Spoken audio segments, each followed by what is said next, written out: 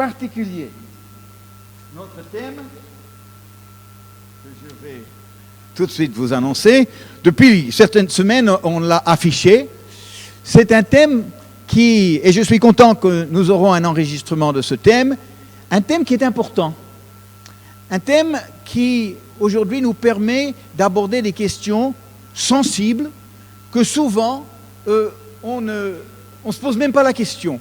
Notre thème, c'est les protestants, ce qu'ils croient et ce qu'ils vivent. Alors, je ne vais pas vous faire un cours d'histoire.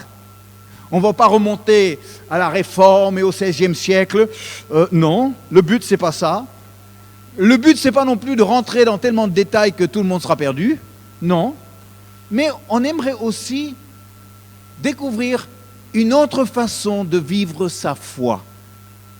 Souvent, les gens, ils ont entendu protestant, et dans un pays catholique, eh bien, ils disent, oui, mais protestant, c'est bien, mais on ne comprend pas trop ce que c'est.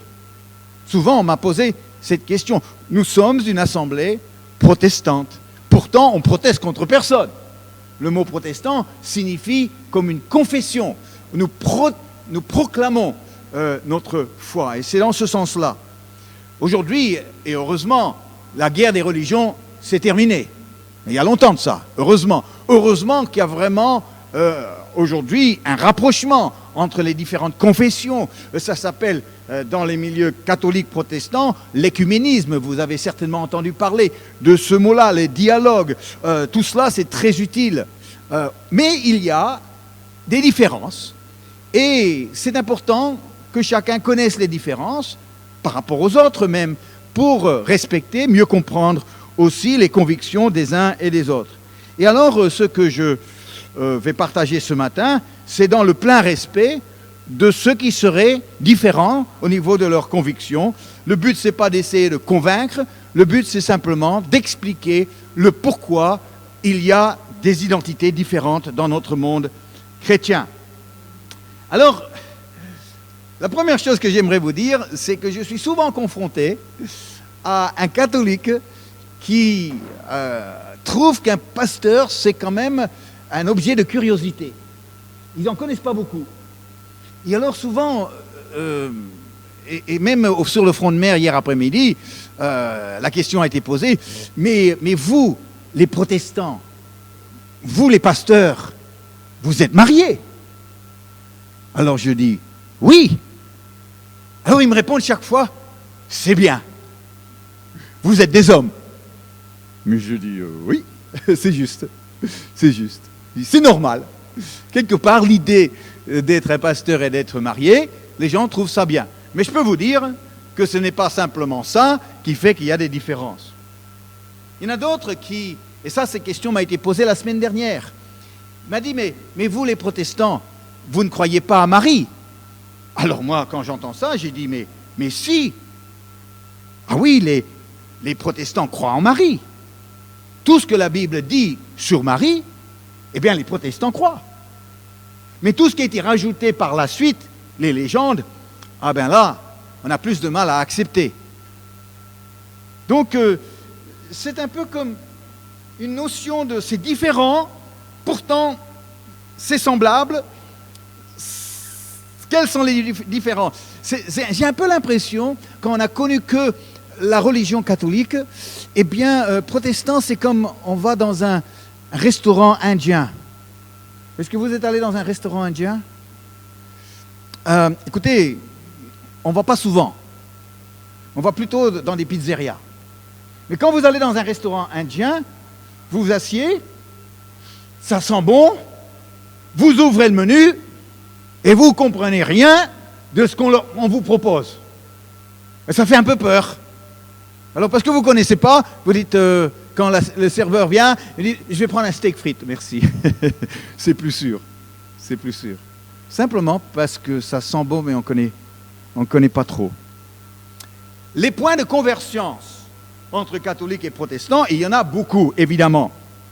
Les deux croient en un seul Dieu qui aime les hommes. Ils croient que Dieu est à la fois Père, Fils et Saint-Esprit.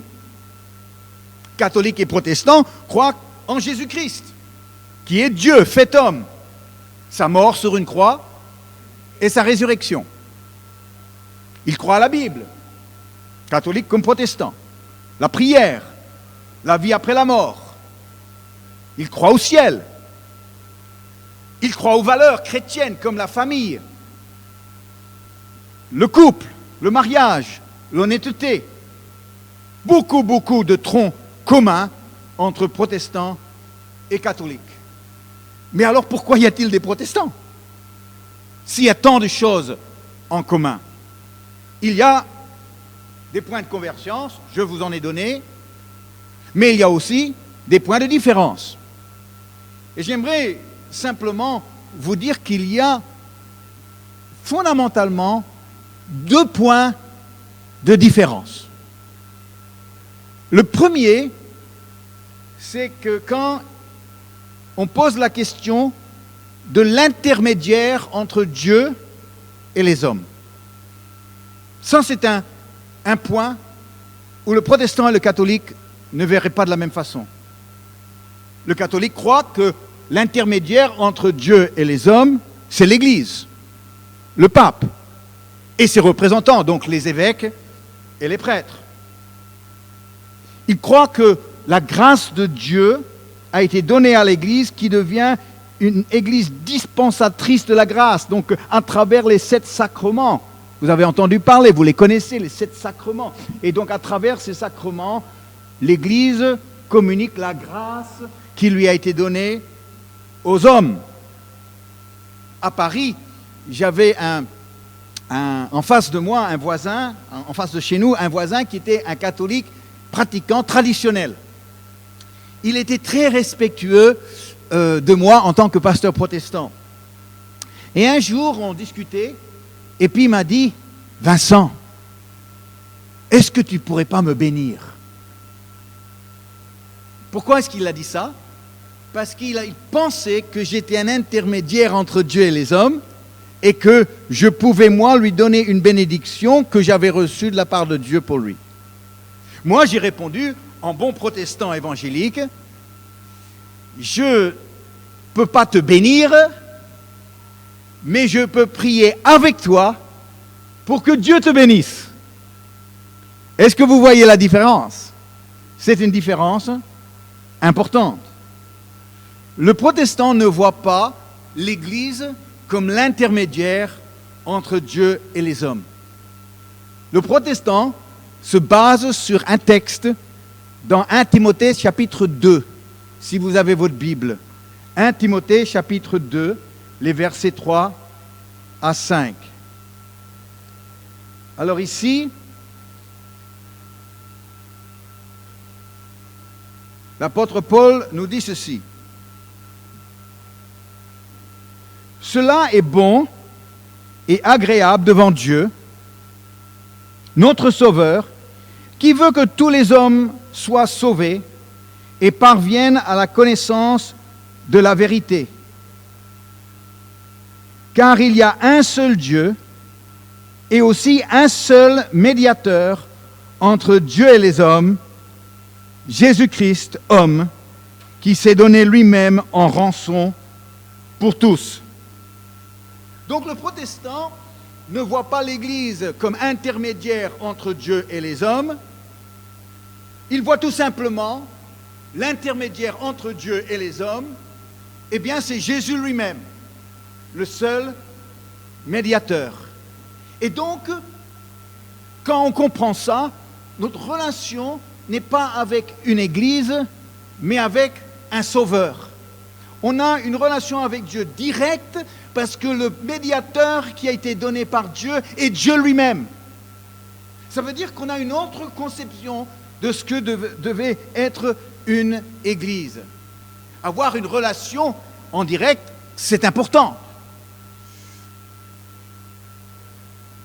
J'ai connu un ami qui est pasteur et il est australien et il a rencontré une fille d'une vieille famille italienne. Il est tombé amoureux de cette fille. Il a fait une déclaration d'amour à la fille Et quand la fille a entendu ça, elle a dit ça à son père. Le père a exigé, bien sûr, de rencontrer le jeune homme et lui a dit ceci: jeune homme, si tu veux fréquenter ma fille, je ne vois pas d'inconvénient. Mais j'y serai présent chaque fois que vous vous voyez. Vous allez limiter le temps que vous allez passer ensemble au samedi soir, et ça se déroulera autour de la table de cuisine à la maison. Et pendant 2 ans, leur relation se faisait le samedi soir entre 19h et 21h dans la cuisine, autour de la table de la cuisine, avec papa au milieu des deux. C'était pas l'idéal pour la relation. Papa voulait être sûr qu'il n'y avait pas un comportement vis-à-vis de sa fille. Il voulait préserver sa fille.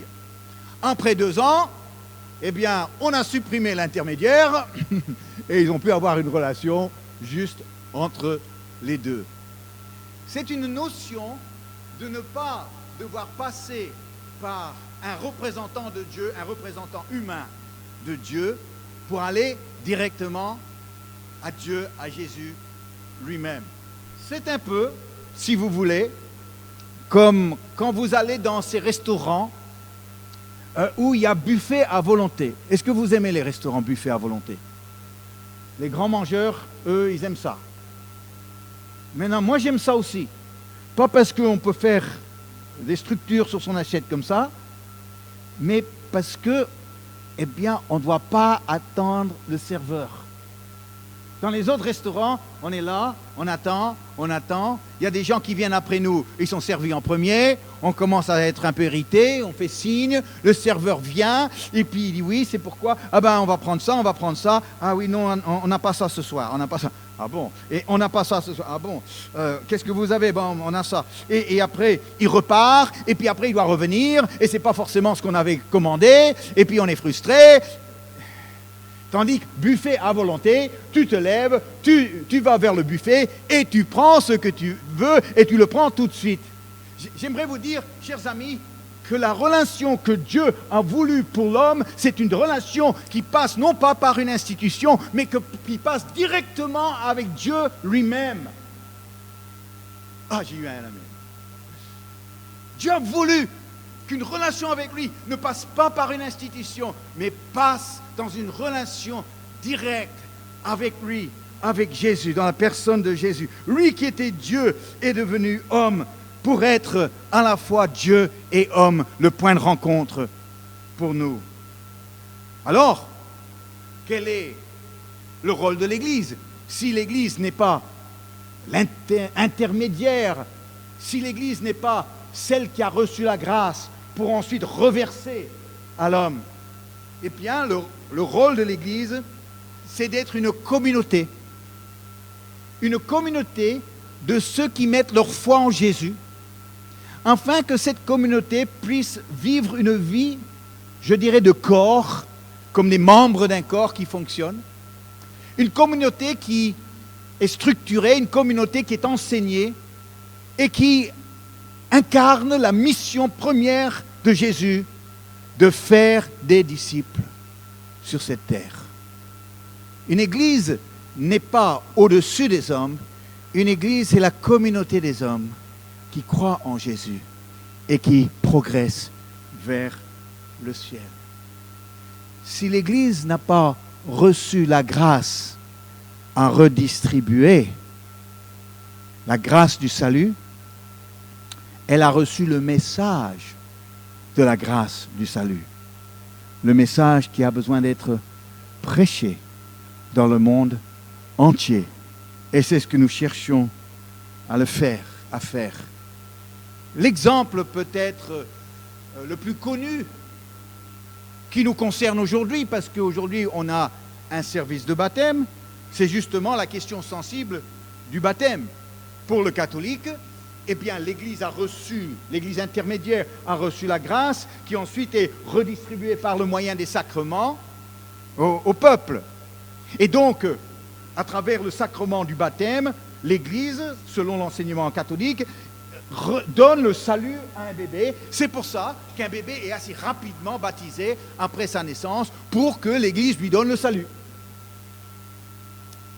Le protestant évangélique ne verrait pas ça de la même façon, mais voit que le baptême ne peut être que pour une personne qui a déjà mis sa foi en Jésus. Et que le baptême maintenant devient le signe extérieur de ce qui s'est déjà passé dans le cœur. Et c'est pour ça que la petite Laïka, pour l'instant, elle peut gigoter pendant qu'on chante, mais on va devoir la faire attendre un petit moment pour la baptiser. Pourquoi ? Parce qu'elle a besoin d'être pleinement consciente du choix qu'elle fait pour mettre sa foi en Christ. À quel âge est-ce qu'un enfant peut faire ça ?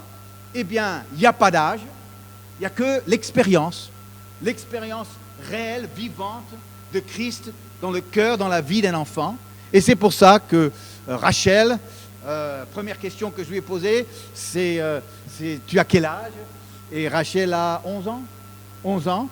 Mais à 11 ans, on peut connaître Jésus. Rachel connaît Jésus à 11 ans. Elle a fait son choix. Elle avance.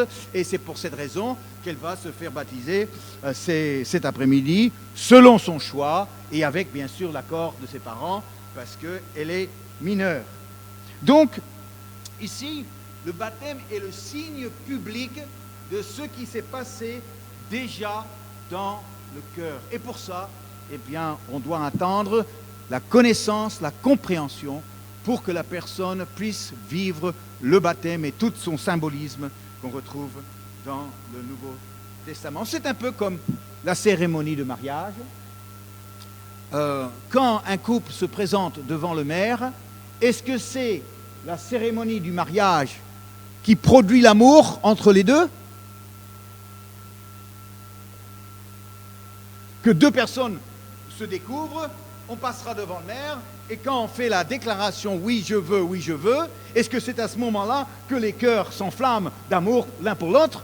Pas du tout, pas du tout. Non, l'amour est déjà né, il y a tout un cheminement de vie de couple qui se fait jusqu'au jour où maintenant ce couple a de la maturité, et maintenant ce couple entre dans un engagement réel comme signe public de ce qui s'est déjà produit dans le cœur.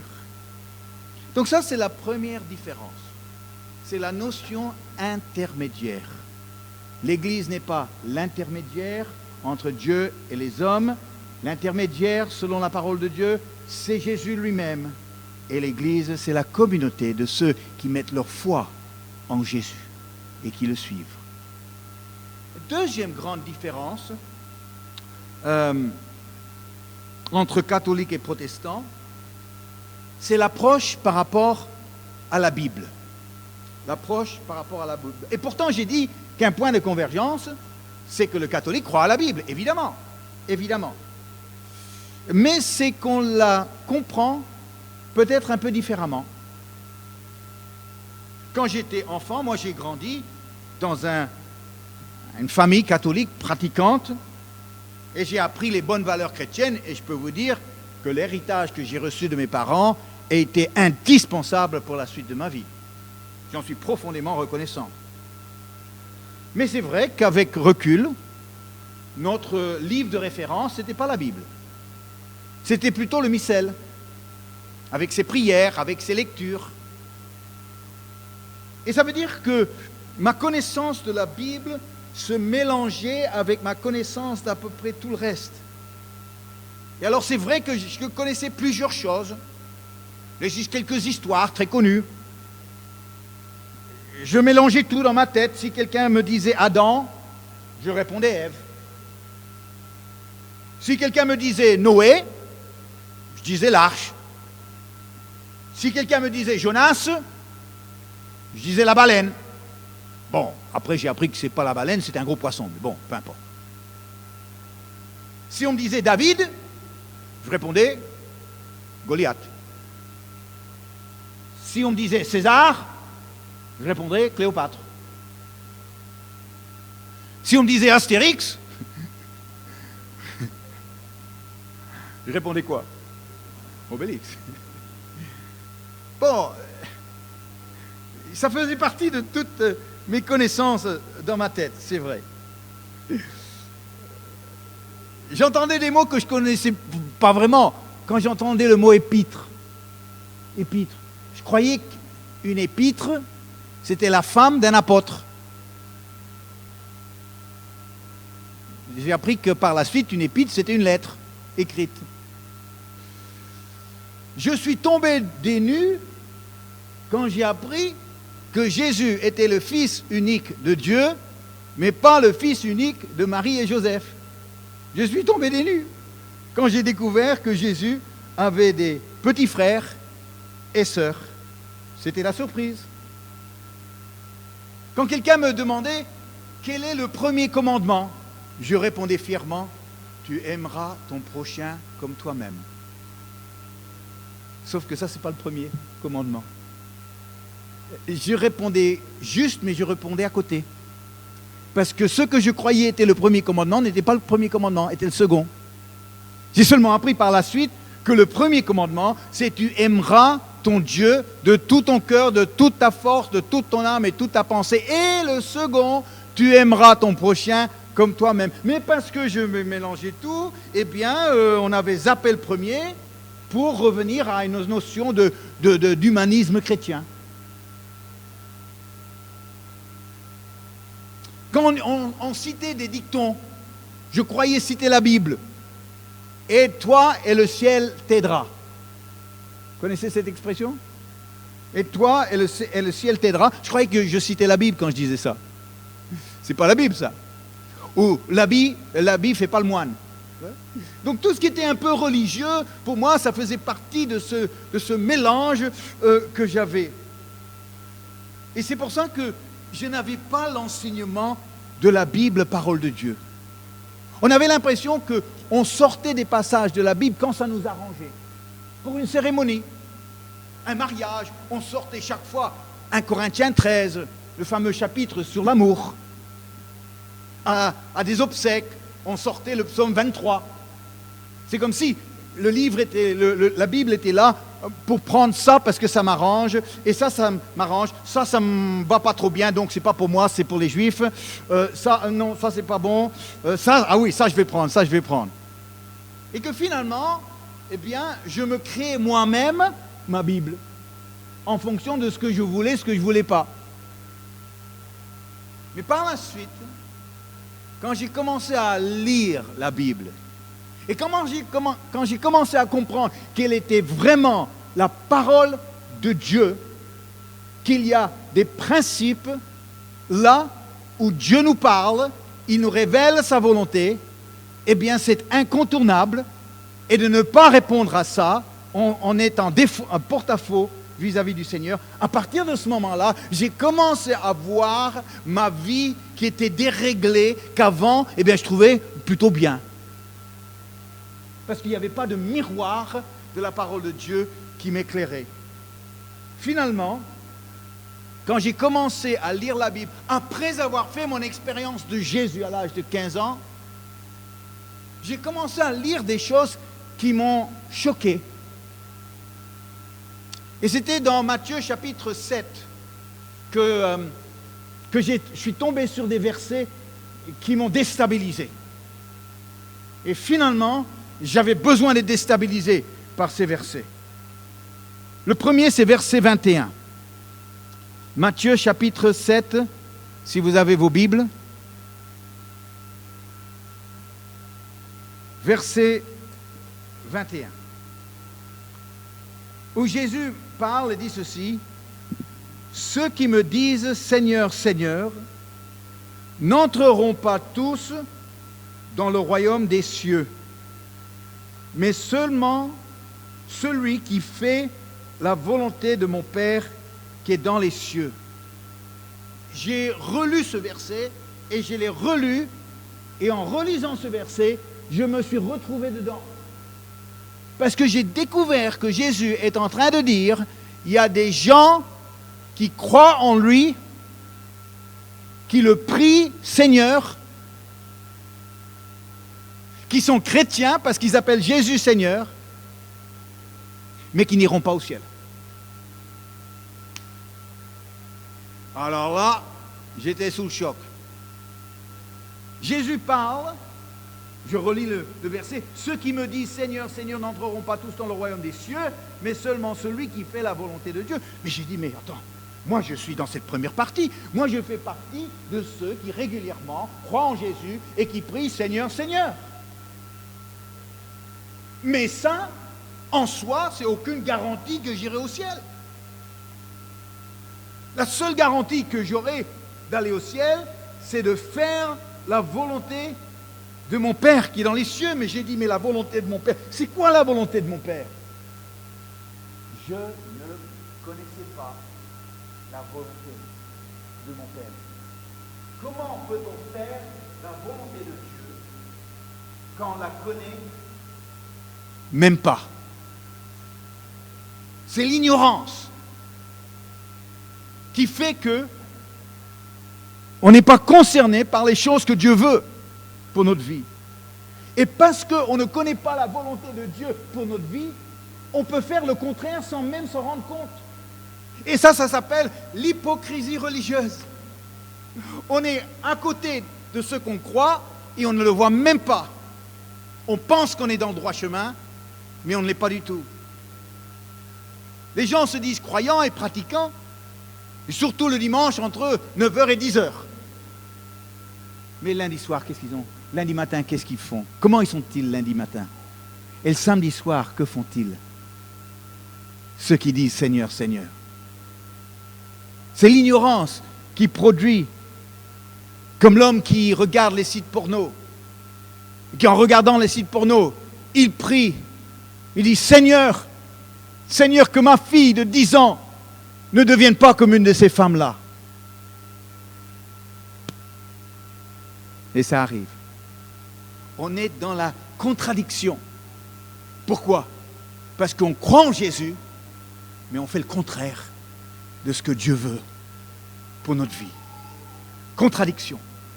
Et c'est pour ça que moi, j'ai été sous choc de ça, parce que je me suis retrouvé dans ce verset. J'ai dit, je suis quelqu'un qui dit régulièrement « Seigneur, Seigneur » à Jésus, et pourtant, je suis incapable de te dire quelle est la volonté de Dieu, et je suis sûr que je suis en contradiction avec elle dans ma façon de vivre.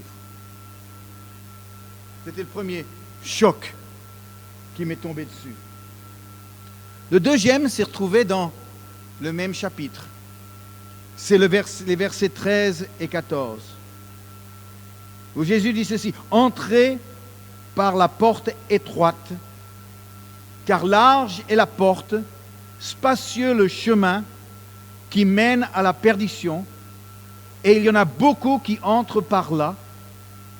Mais étroite est la porte, resserré le chemin qui mène à la vie, et il y en a peu qui les trouvent. » Il y en a peu qui les trouvent. C'était complètement le contraire de ce que je pensais.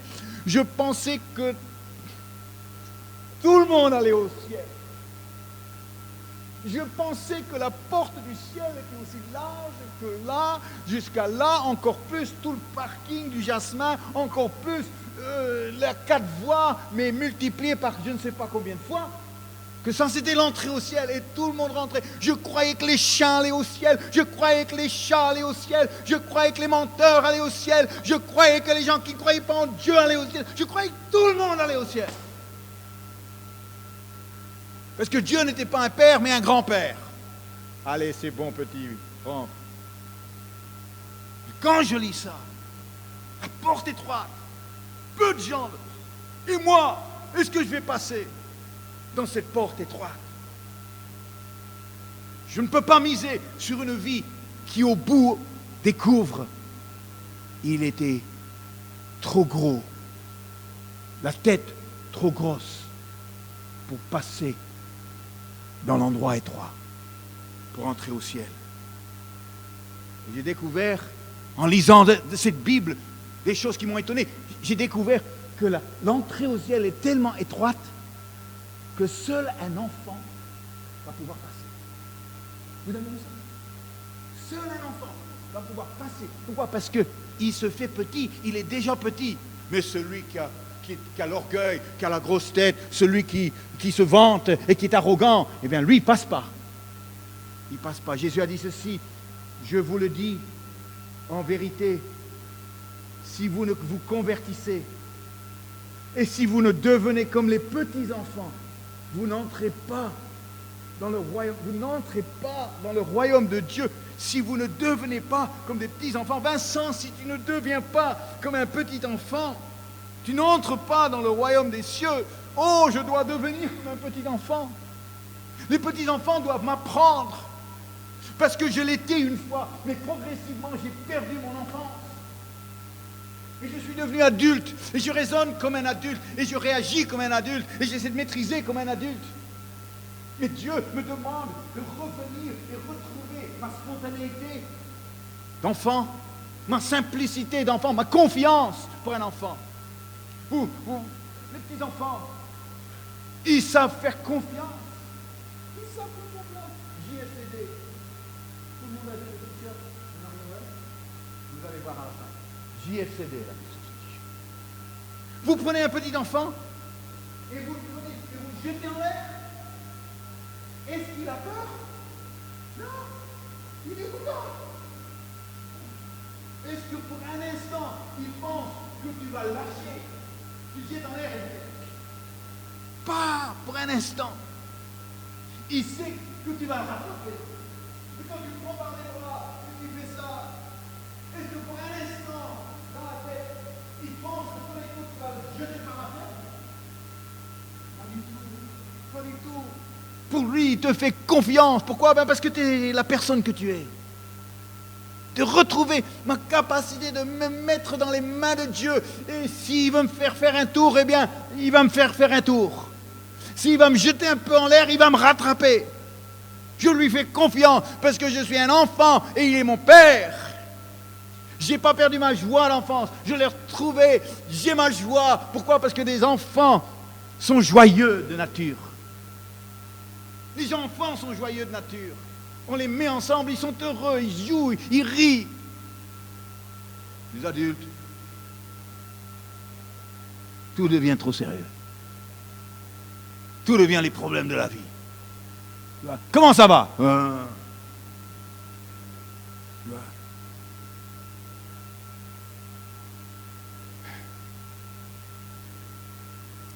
On était dans le métro de Montpellier. Ça remonte à quelques années maintenant, peut-être 3-4 ans. Et on était dans le métro, et à côté de nous, il y avait une dame et son jeune fils qui avait à peu près 5 ans. Et le garçon, le petit garçon, il était spontané. Aucune notion d'être dans un lieu public. Pour lui, il y avait lui et maman, c'est tout. Et alors, il dit, maman, je veux te raconter une blague. Alors, tout le monde le regarde. Je veux te raconter une blague de Toto, roi de la jungle. Alors, la maman, elle a dit, mais bon, si ça te fait plaisir, raconte-moi ta blague.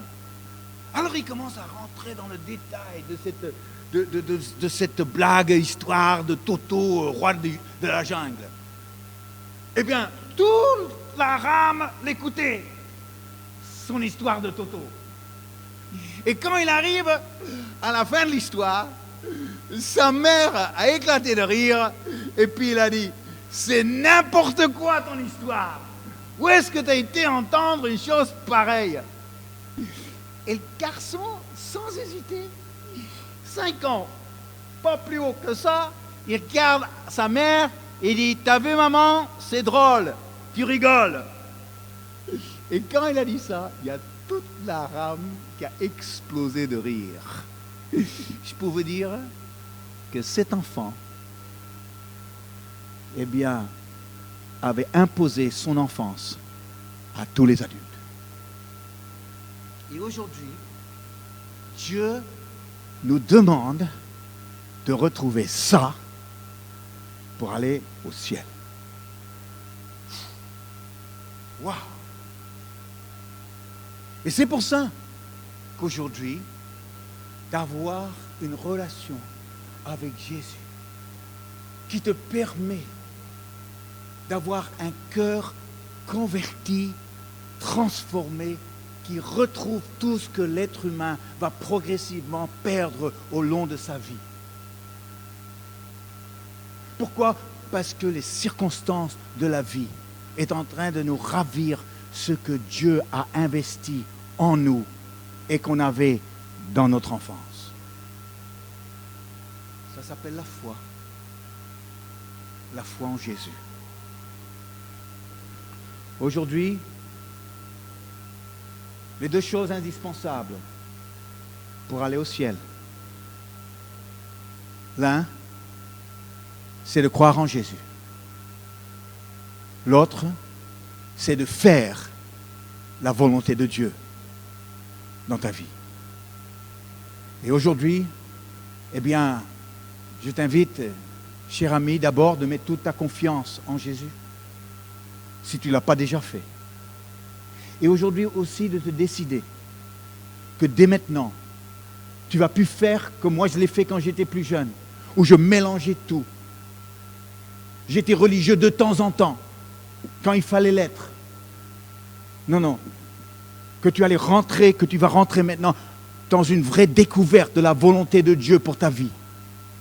Et de faire la volonté de Dieu. Afin que toi aussi, tu iras au ciel. Par la porte étroite. Et le chemin resserré. Alors je vais vous demander juste de fermer les yeux quelques instants. Je ne vous demande pas quelle est la religion de vos parents. Je ne vous demande pas si vous avez grandi dans une église ou sur les bancs d'une église ou bien pas. Ce matin, ce que je veux vraiment vous demander, parce que, disons-le honnêtement, Jésus n'est pas venu faire des protestants. C'est l'histoire qui a fait des protestants. Et Jésus n'est pas venu pour faire des catholiques. C'est aussi l'histoire qui a fait des catholiques. Mais aujourd'hui, Jésus est venu pour faire des enfants de Dieu. De créer des enfants de Dieu par une nouvelle naissance. Un nouveau départ. Avec la foi en lui. Ce matin, je ne vous demande pas si vous êtes protestant ou catholique.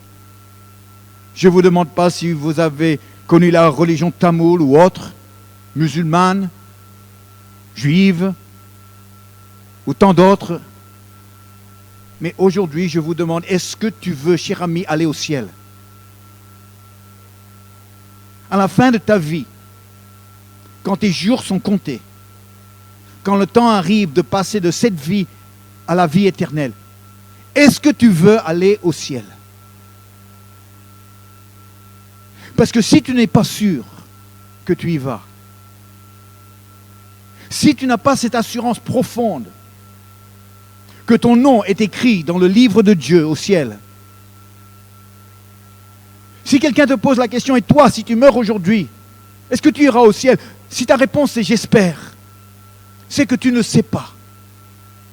Tu n'as pas cette garantie, tu n'as pas cette certitude. Mais aujourd'hui, tu peux l'avoir. Tu peux l'avoir en mettant toute ta foi en Jésus. Tu peux l'avoir en te décidant que tu vas aligner ta vie à la volonté de Dieu révélée dans la Bible. Aujourd'hui, si tu n'es pas sûr, si tu penses que peut-être tu es parmi ceux qui disent Seigneur, Seigneur à Jésus, mais qui ne font pas sa volonté, eh bien je vous invite, cher ami, de régler cette question tout de suite, de la régler tout de suite, ce matin, sans attendre. Si aujourd'hui ton engagement chrétien est faible et compromis,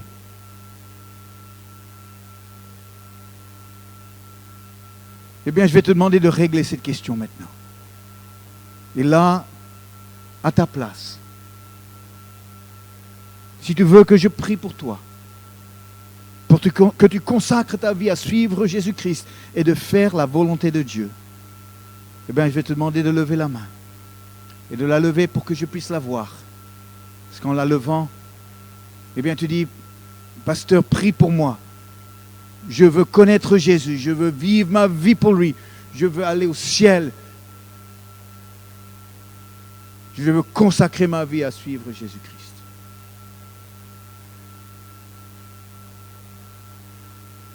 J'attends quelques instants parce qu'il y en a peut-être celles qui doivent faire ça.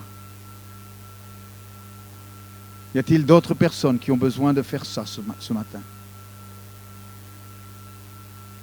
Oui. Oui. Je vous attends. Si dans ton cœur tu sais que c'est toi, si dans ton cœur tu sais que c'est toi, eh bien lève la main. Une fois que je vois ta main, tu peux la baisser. Y a-t-il d'autres personnes qui ont besoin de prendre un vrai engagement chrétien ce matin?